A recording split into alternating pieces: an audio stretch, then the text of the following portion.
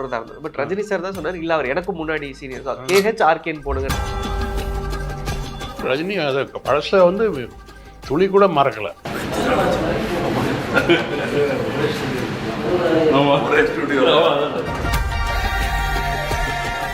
இப்போ கமல் வந்து வித்தியாசமா ஐடியாஸ் சொல்லுவார்.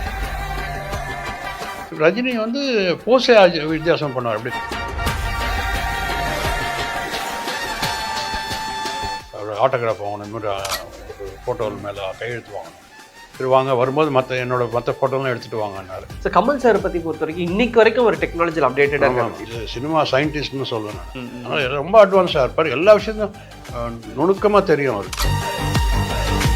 இப்போது புதிய அறிமுகம் ஆச்சி ஹோட்டல் சாம்பார் 50 கிராம் ரூபாய் 20 மட்டுமே. ஸோ கமல் சாரை பற்றி பொறுத்த வரைக்கும் இன்னைக்கு வரைக்கும் ஒரு டெக்னாலஜியில் அப்டேட்டடாக இருக்காங்க. இப்போ புதுசாக என்ன வந்தாலும் அதை அவர் போய் அவர் படிச்சுட்டு வந்துடுறாரு, கற்றுட்டு வந்துடுறாரு. ஸோ கேமராலையும் அவர் அந்த மாதிரியான ஆமாம் கேமரா அவர் வந்து அதான் சொல்கிறேன், நான் சொல்கிறது சினிமா சயின்டிஸ்ட்னு சொல்லுவேன் நான். எந்த புது கேமரா வந்தால் ஃபஸ்ட்டு அவர்கிட்ட இருக்கும். அதுக்கப்புறம் நான் ப்ரொஃபஷனலாக நான் ப்ரொஃபஷனலாக அவர்கிட்ட இருக்கும். நான் வந்து அப்புறமா தேடி பிடிச்சி நான் தான் முதல்ல வாங்குவேன் அந்த கேமராஸ் எல்லாம், அந்த மாதிரி கேமராஸ். பட் அவர் அப் டு டேட் எல்லா விஷயத்துக்கும் டீட்டெயிலாக தெரிஞ்சு வச்சுக்குவார். கேமராவோ சரி வேறு எந்த விஷயம் வந்தாலும் தெரிஞ்சுக்குவார். அண்ட் எல்லா விஷயத்துக்கும் அவர் முன்னோடி அவர் தான். சினிமாவில் வந்து நிறைய விஷயங்கள் இன்றைக்கி அன்றைக்கி எல்லாரும் இது எடிட்டிங் ஆவிட் இந்த சிஸ்டம் தான், இது வராது அது வராதுன்னு போது எல்லாமே மாற்றி பண்ணவர் அவர் தான். அதனால் ரொம்ப அட்வான்ஸாக இருப்பார். எல்லா விஷயத்தையும் நுணுக்கமாக தெரியும் அவருக்கு. லேட்டஸ்ட்டாக என்ன இருக்கோ அதை தேடி பார்த்து படித்து இது பண்ணி தெரிஞ்சு வச்சுக்குவார். எனக்கு அது சினிமாட்டோகிராஃபி சைட் போகணும்னு யோசிச்சிருக்கிறீங்களா? இல்லை எனக்கு பேசிக்கலாக என்னென்னா அப்பயே கேட்டாங்க, எனக்கு 2-3 டைரக்டர்ஸ் எல்லாம் கேட்டாங்க, பெரிய டைரக்டர்ஸே கேட்டாங்க. பட் எனக்கு என்னமோ டைரக்ஷனில் இன்ட்ரெஸ்டாக இருந்தது அப்போ. என்ன படம் பார்க்கும்போதே இது நல்லா இல்லை, இது நல்லா. அதே மாதிரி நான் செலக்ட் பண்ண டைரக்டர்லாம் சான்ஸ் வாங்கி ட்ரை பண்ணேன். அப்போ அவங்களாம் அந்த கதையை செலெக்ஷன் பண்ணுறது இதிலலாம் நமக்கு ஈடுபாடு பண்ணும்போது டைரக்ஷனில் போகணுன்னு தான் இன்ட்ரெஸ்ட் இருந்தது. ஏன்னா நிறைய கேட்கும் போது எனக்கு அது என்னமோ என்னன்னு தெரியல. அது யூஸ்வலாக வந்து ஸ்டில் ஃபோட்டோகிராஃபருக்கு அடுத்த ஸ்டேஜ் வந்து கேமராமேன் தான். பட் எனக்கு என்னமோ அதுக்கு போக தோணலை. சார் இப்போ இண்டஸ்ட்ரியில் இன்னைக்கும் ஒரு பெரிய நட்புறவில் இருக்கிறது Rajini sir and Kamal sir. And இப்பயும் படம் 2 பேரும் சேர்ந்து பண்றாங்க ஆஃப்டர் லாங் டைம்.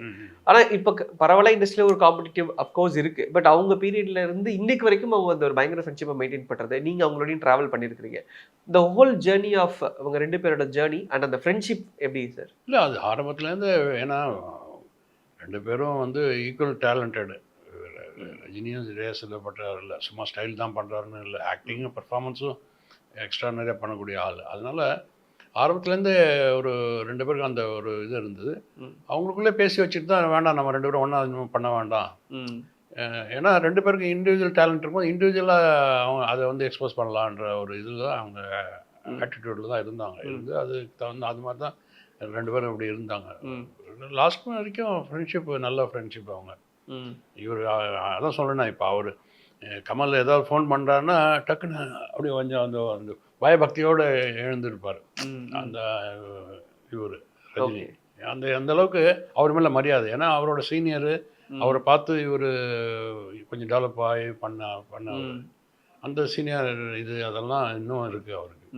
இன்ஃபேக்ட் நாங்கள் ரீசெண்டாக கேள்விப்பட்டது, இப்போ இந்த அனௌன்ஸ்மெண்ட் 2 பேரும் சேர்ந்து நடிக்கிறதுலே கூட ஃபர்ஸ்ட் ஆர்கே அப்புறம் கேஹெச் போடுறதா இருந்தது. பட் ரஜினி சார் தான் சொன்னார், இல்லை அவர் எனக்கு முன்னாடி சீனியர் தான், கேஹெச் ஆர்கேன்னு போடுங்க. இல்லை அதெல்லாம் தான் அவரோட பெருந்தன்மைகள், ரஜினியோட பெருந்தன்மைகள். ரஜினி அதை பழசை வந்து துளி கூட மறக்கல.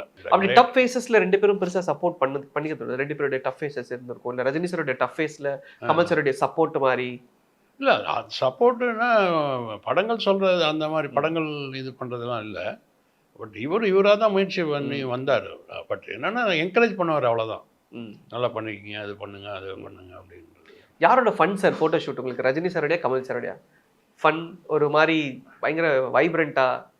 இல்லை அவர் ரொம்ப 2 பேரும் டிஃப்ரெண்ட். இப்போ கமல் வந்து வித்தியாசமாக ஐடியாஸ் சொல்லுவார், இது பண்ணுவார். இப்போ ரஜினி வந்து போஸே வித்தியாசம் பண்ணுவார். அப்படி காலை அப்படி தூக்கிட்டு, அப்படியே கேமராவுக்கு முன்னாடி தூக்கிட்டு இப்படி பண்ணிட்டு அப்படிலாம் பண்ணுவார் அவர். அவர் வந்து அதான் சொன்னேன், அவர் ஃபஸ்ட்டு படத்துலேயே பைரவி படத்துலேயே பார்த்தீங்கன்னா ஸ்ரீபிரியா, ஸ்ரீகாந்த் எல்லாம் உட்காந்து பேசிட்டு இருப்பாங்க. அவர் மட்டும் அங்கே தனியாக சாட்டையை வச்சுக்கிட்டு இப்படி திருப்பி சுற்றி போடுவார், இப்படி போடுவார். இப்படி பின்னாடி வந்து பிடிப்பாரு, இப்படி என்னமோ பண்ணிட்டு இருப்பாரு. மற்றவங்களுக்குலாம் அது ஒரு ஃபன்னியாக தெரியும்.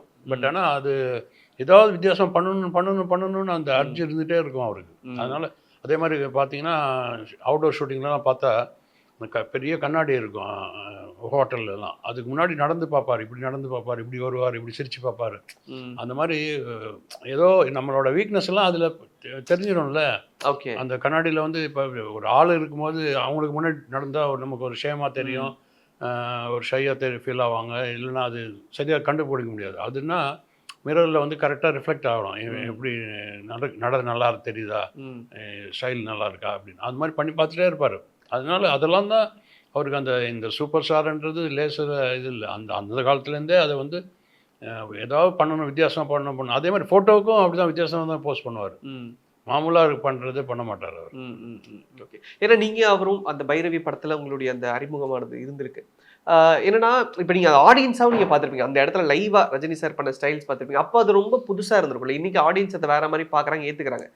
அதுவே அவருடைய பெரிய ட்ரேட்மார்க் ஆகிடுச்சு. பட் நீங்கள் அந்த தமிழ் சினிமாவில் ஒரு வேறு மாதிரி பண்ணுறாரு, இந்த ஸ்டைலெல்லாம் கொஞ்சம் வேறு மாதிரி இருக்குது, சிகரெட்டை தூக்கி போட்டு பிடிக்கிறதா இருக்கட்டும், இதெல்லாம் ஒரு மாதிரி வேறு மாதிரி இருக்கே அப்படின்னு ஏதாவது யோசிச்சதில்லை? அந்த செட்டில் அதை பற்றி ஏதாவது பேச்சுக்கிட்டு இருக்குமா சார்?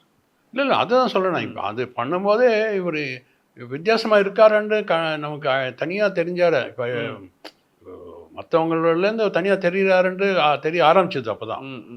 ஏன்னோ வித்தியாசமாக இருக்குது. ஆனால் இது சூப்பர் இந்த அளவுக்கு ரேஞ்சு இருப்பார்ன்றது நமக்கு ஜட்ஜ் பண்ண முடியல. பட் ஏதோ வித்தியாசமாக இருக்கு அந்த பையன், இந்த வித்தியாசமாக இருக்காரு. எது பண்ணாலும் ஏதோ ஒன்று பண்ணிகிட்டே இருக்காரு அப்படின்ற இது பார்க்கும்போது அவர் கொஞ்சம் வித்தியாசமாக தெரிஞ்சுட்டு இருந்தார் அவர். ஸோ இப்போ ரஜினி சார், கமல் சார் சமீபத்தில் ஏதாவது மீட் பண்ணுறதுக்கான சான்சஸ் கிடைச்சதா? இல்லை, கமல் வந்து ஆக்சுவலாக ஒரு ஃபோட்டோ எக்ஸிபிஷன் வைக்கலாம்னு சொல்லிட்டு அவங்களோட ஃபோட்டோஸில் கையெழுத்து வாங்கினேன். இளையராஜா சார், விஜயகாந்த், கமல் அண்ட் ரஜினிகிட்ட வாங்கினேன்.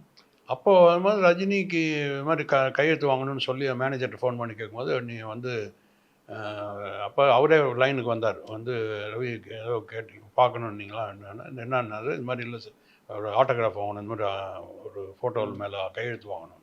சரி வாங்க, வரும்போது மற்ற ஃபோட்டோலாம் எடுத்துகிட்டு வாங்கன்னாரு. எடுத்துகிட்டு ஒரு ஐபேடில் வச்சு எடுத்துகிட்டு போய் காட்டின்னு பார்த்து நல்லாயிருக்கு, இதெல்லாம் எனக்கு ஒரு ஃபோட்டோ போட்டு கொடுங்க அப்படின்னாரு. ஏன்னா எவ்வளோ நாள் இந்த அவர்கிட்ட வீட்டை இதை காட்டி எவ்வளோ நாள் இந்த ஃபோட்டோவை நான் பார்த்துட்டு இருக்குது, இந்த ஃபோட்டோலாம் கொடுங்க அப்படின்னாரு. அதுக்கப்புறம் கொடுக்குறேன்னு சொல்லியிருந்தேன். அப்புறம் நான் வந்து ரெடி பண்ணி வச்சுருந்தேன். ஆனால் அதுக்கப்புறம் இவர் மலேசியா ஷூட்டிங்கு அது இதுன்னு இருந்தது. அப்போ அந்த டைம் கபாலி அதெல்லாம் ஷூட்டிங் போயிருந்ததுனால ரொம்ப நாள் அங்கே இருந்ததுனால மீட் பண்ண முடியல. அதுக்கப்புறம் கமலும் அந்த மாதிரி ஃபோட்டோக்கு ஆட்டோகிராஃப் வாங்கும்போது தான் அந்த மீட் பண்ணது. அதுக்கப்புறம் மீட் பண்ண சந்தர்ப்பம் இல்லை.